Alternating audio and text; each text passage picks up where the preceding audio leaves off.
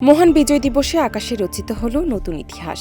Team বাংলাদেশের ৫৪ জন paratrooper জাতীয় পতাকা হাতে একসাথে অবতরণ করে বিশ্ব রেকর্ড স্থাপন করলেন। ১৬ ডিসেম্বর রাজধানী তেজগাঁও পুরনো বিমানবন্দর সংলগ্ন প্যারেড গ্রাউন্ডে অনুষ্ঠিত হয় এই ঐতিহাসিক অনুষ্ঠান। স্বাধীনতার ৫৪ বছর পূর্তি উদযাপন উপলক্ষে টিম বাংলাদেশের ৫৪ জন প্যারাট্রুপার জাতীয় পতাকা হাতে আকাশ থেকে অবতরণ করেন। প্যারাট্রুপারদের এই প্রদর্শনীতে সেনাবাহিনী, নৌবাহিনী ও বিমান বাহিনীর সমন্বয়ে ফ্লাইপাস্ট মহড়া অনুষ্ঠিত হয়। বাংলাদেশ বিমান বাহিনীর বিভিন্ন বিমান ও হেলিকপ্টার আকাশে মনোজ্ঞ মহড়া প্রদর্শন করে। প্রধান উপদেষ্টা ড. মোহাম্মদ ইউনূস এই আয়োজন প্রত্যক্ষ করেন। মহড়া দেখতে তেজগাঁওয়ে পুরনো বিমানবন্দরে সাধারণ মানুষের ঢল ছিল চোখে পড়ার মতো।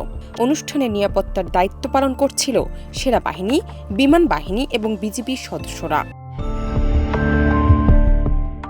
বিশেষ এয়ারসহ পতাকা প্যারাট্রুপিংয়ের মধ্য দিয়ে মহান বিজয় দিবস উদযাপন হয়ে ওঠে আরও আকর্ষণীয় ও স্মরণীয়। সারা দেশের মানুষ এই অনন্য আয়োজনের দৃশ্যের সাক্ষী হন, যা ইতিহাসে লিপিবদ্ধ হয়ে থাকবে। মহান বিজয় দিবসের এই বিশেষ মুহূর্তে দেশের ৫৪ বছর পূর্তি উদযাপন আরও গৌরবোজ্জ্বল হয়ে উঠল। টিম বাংলাদেশের এই বিশ্ব রেকর্ড পতাকা প্যারাট্রুপিং আমাদের স্বাধীনতা বিজয়ের আনন্দকে আকাশে আরও উজ্জ্বলভাবে তুলে ধরেছে। জান্নাত নিপ্পু, দেশ রূপান্তর।